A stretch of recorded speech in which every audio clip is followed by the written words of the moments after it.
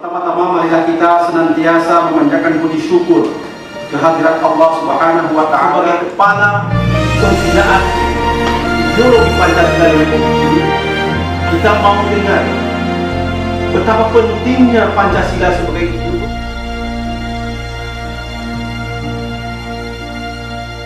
Tanah airku tidak kulupakan, kan terkenang selama hidupku, biarpun